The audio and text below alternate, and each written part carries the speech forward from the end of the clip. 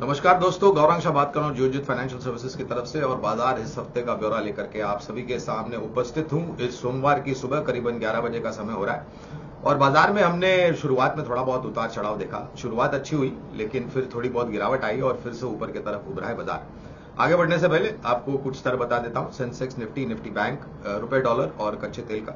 Sensex 105 point की बढ़त के साथ कामकाज कर रहा है। 72,540 का स्तर है सेंसेक्स का। निफ्टी करीबन 50 पॉइंट की बढ़त है। 22,085 का स्तर है निफ्टी का। और सेंसेक्स निफ्टी बैंक, माफ कीजिएगा, कामकाज 100 पॉइंट की बढ़त निफ्टी बैंक में, बैंक निफ्टी में 46,480 का स्तर है निफ्टी बैंक या बैंक निफ्टी का। 46,480 का स्तर बैंक निफ्टी का।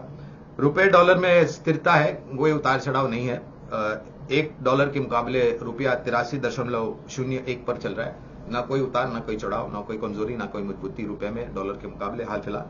और कच्चा तेल ब्रेंट $82.94 प्रति बैरल ब्रेंट का दाम है। और नाइमेक्स $87.73 प्रति बैरल का दाम चल रहा है नाइमेक्स के ऊपर।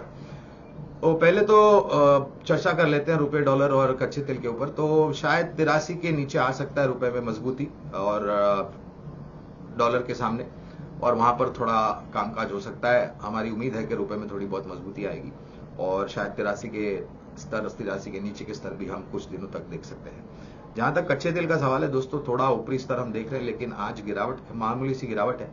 और हमारा अनुमान यह कहता है कि 80 के नीचे शायद ब्रेंट आ सकता है और करीबन 75-76 डॉलर प्रति बैरल नाइमेक्स आ सकता है, बशर्ते कि कोई बड़ी मांग न हो या फिर कोई बड़ा कांड, रेड सी हूती रिबेल्स जो वहां पर कांड कर रहे हैं वहां से कोई बड़ी बुरी खबर नहीं आएगी। तो शायद $80 के नीचे ब्रेंट आ सकता है और 75-76 डॉलर के आसपास नाइमेक्स आ सकता है।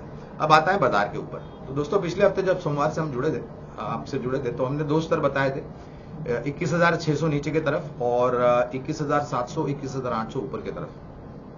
पिछले ही हफ्ते बुधवार को जब अमेरिका से कुछ आंकड़े आए, उसको लेकर के हमने गिरावट देखी।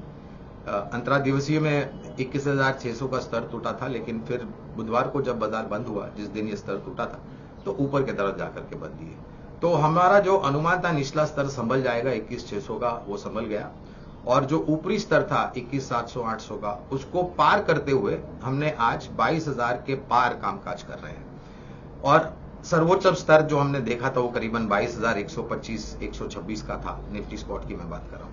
तो जैसे जैसे बाजार उस ऊपरी जो सर्वोच्च स्तर हमने अभी तक देखा है उसके तरफ जाएगा तो थोड़ा कमजोर पड़ सकता है, मुनाफा वसूली की चपेट में आ सकता है। और इतिहास गवाह है, जब कभी भी शेयर बाजार में सूचकांकों ने, सेंसेक्स, निफ्टी या फिर कोई भी क्षेत्र के आधार पर सूचकांक जो है वो जब कभी भी अपने सर्वोच्च स्तर के पास गए तो थोड़ा थक सा जाता है, बाजार पार करने में थोड़ी कठिनाई होती है। लेकिन हमारा अनुमान ये कहता है दोस्तों कि आखिरकार इस हफ्ते हमें ऐसा लग रहा है कि हम वो जो सर्वोच्च स्तर हमने निफ्टी पर देखा था, स्पॉट निफ्टी पर 22,125, 126 का, उसको तो हम पार कर चुकाएंगे। लेकिन जरूरी ये होगा कि क्या हम उसको पार करके टिक पाते हैं कि नहीं, ये मेरे ख्याल से बहुत जरूरी होगा। ये जरूरी इसलिए होगा दोस्तों कि हमारे में कितनी क्षमता और कितनी ताकत है और ऊपर जाने के लिए। और ये जो पिछले हफ्ते, 2 हफ्ते से जो दायरेबंद कारोबार हो रहा था, उसके फलस्वरूप हम आज देख रहे हैं कि जब कभी भी बाजार एक दायरे में रहता है तो एक बुनियाद बनाने की कोशिश करता है, और जब वो बुनियाद मजबूत बन जाती है तो उसके पश्चात जो ऊपर के तरफ के स्तर आते हैं,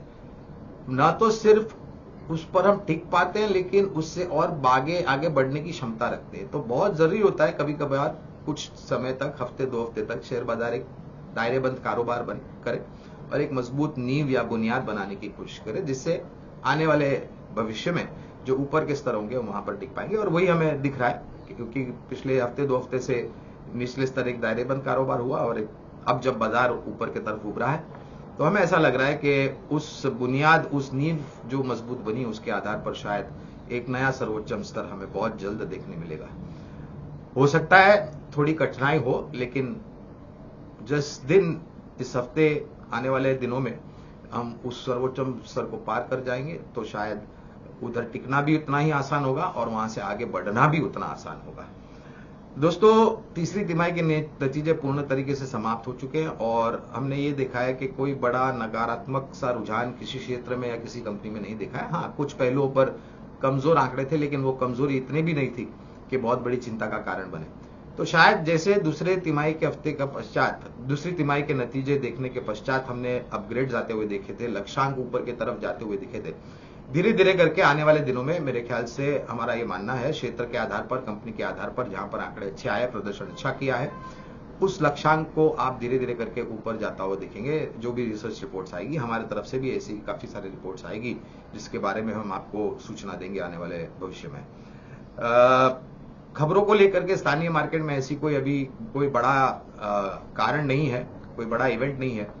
हमने बजट देख लिया, हमने क्रेडिट पॉलिसी देख ली, पिछले हफ्ते हमने सीपीआई डब्ल्यूपीआई के आंकड़े देख लिए, आईआईपी के आंकड़े देख लिए, और महंगाई दर पर हमारा अनुमान ये कहता है कि आने वाले समय में शायद अगर निर्णायक तरीके से महंगाई दर धीरे धीरे करके नीचे आती रही और मॉनेटरी पॉलिसी कमेटी और आरबीआई गवर्नर साहब के जो अनुमान है उस पर आकर के खड़ा हुआ और धीरे धीरे करके नीचे आया, तो शायद एक समय या फिर एक माहौल बन सकता है ब्याज दरों में कटौती का। ये समय लगेगा दोस्तों, ये ऐसा मैं ऐसा नहीं कर रहा हूं कि बहुत जल्द आपको आते हुए दिखेगा, लेकिन ये हमारा अनुमान है कि शायद पहले 3 कैलेंडर महीने जो है इस साल के 2024 के जनवरी, फरवरी या मार्च अंत तक अगर महंगाई दर नियंत्रण में रही और नीचे आ गई तो शायद मार्च अंत तक आपको एक मामूली सी ब्याज दरों में कटौती आते हुए दिखेगी। और ये हमारा देश पहल करेगा।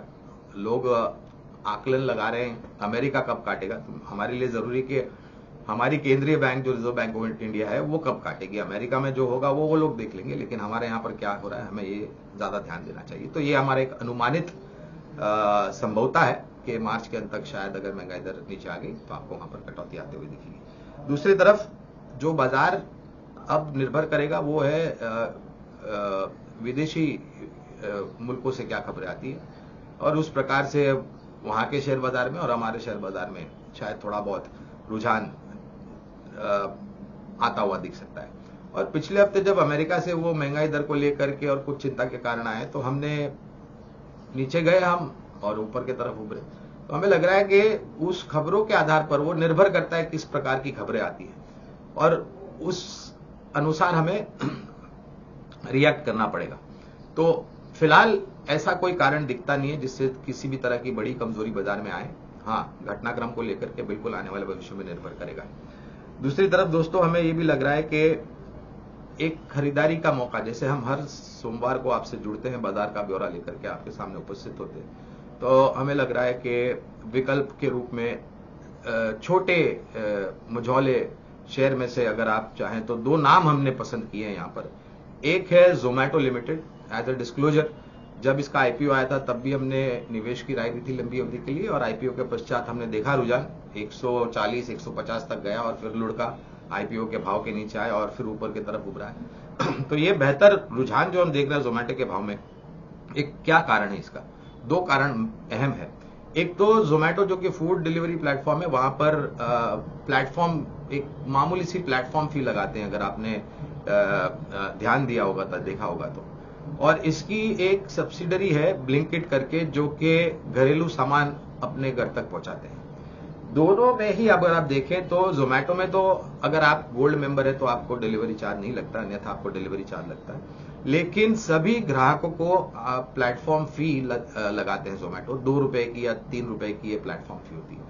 लेकिन ये 2 रुपए 3 रुपए जो इकट्ठा होते हैं पूरे उपभोक्ताओं की तरफ से, जब कभी भी कोई जोमैटो का प्लेटफॉर्म का इस्तेमाल करता है खाना ऑर्डर करने के लिए या घरेलू चीजों को ऑर्डर करने के लिए ब्लिंकिट प्लेटफॉर्म पे, तो ब्लिंकिट पे तो हैंडलिंग चार्ज भी लगता है और प्लेटफॉर्म फी भी लगती है। ये निर्भर करता है कि आप कौन से समय पर, रश आवर पर करते हैं तो उतना ज्यादा आपको डिलीवरी फी देनी पड़ती है। लेकिन 4 रुपए प्लेटफॉर्म फी लगाती है ब्लिंकिट। ये दोनों 2-3 रुपए और 4 रुपए ब्लिंकिट और जोमैटो पे जो प्लेटफॉर्म फी के रूप में लगते हैं, ये एक बहुत बड़ी रकम हो जाती है दोस्तों, तिमाही में, साल दर साल, और जैसे जैसे उपभोक्ताएं इस सब प्लेटफॉर्म का इस्तेमाल करते हैं। तो जोमैटो पर हमने तीसरे तिमाही के जो नतीजे देखे हैं उसके पश्चात हमने लक्ष्यांक ऊपर की तरफ किया है और हमें लग रहा है एक बहुत ही बड़ा दावेदार जोमैटो निवेश के रूप में उभर सकता है।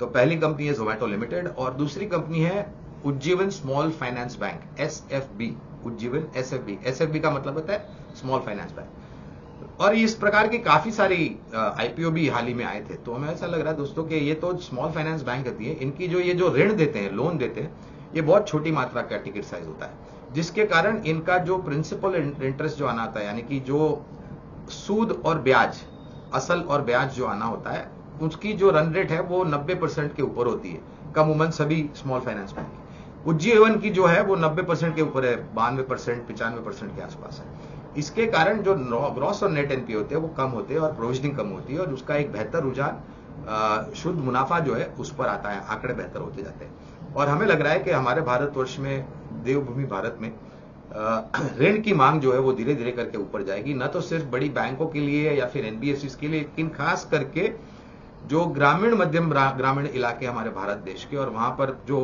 SME और MSME जो भी है, या फिर छोटा कारोबार जो चलाते हैं, उनके तरफ से ऋण की मांग बहुत बड़ी मात्रा में आगे जाकर के ऊपर सकती है। और जहां पर उज्जीवन स्मॉल फाइनेंस जैसी छोटी स्मॉल फाइनेंस बैंक जैसी एक छोटी कंपनी बहुत अहम भूमिका निभा सकती है।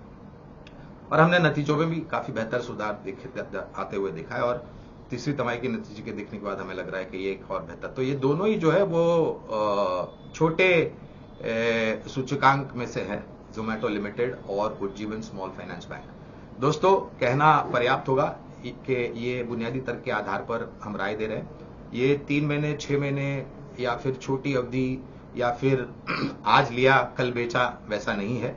ये लंबी अवधि के लिए सुझाव है। इसके लिए आवश्यक ये होगा कि आपके पास पर्याप्त समय सीमा हो, साल, 1.5 साल, 2 साल, जितना ज्यादा समय दे सके अपने निवेश को, जिसके कारण आपके निवेश के ऊपर आपको बेहतर मुनाफा मिल सकता है। पूरी ताकत लगा करके एक समय पर निवेश मत कीजिए, धीरे धीरे करके शुरुआत कीजिए इस स्तर से, और जब भी गिरावट आती है बाजार में या फिर इस दोनों कंपनियों में, तो आप अपना निवेश धीरे धीरे करके बढ़ाते जाएं। हमारी बात शांतिपूर्वक सुनने के लिए आप सभी का बहुत बहुत धन्यवाद। अगले हफ्ते आप लोगों से फिर से मुलाकात होगी। अब मेरी वाणी को विराम देता हूं और आपसे विदा लेता हूं। बहुत बहुत धन्यवाद।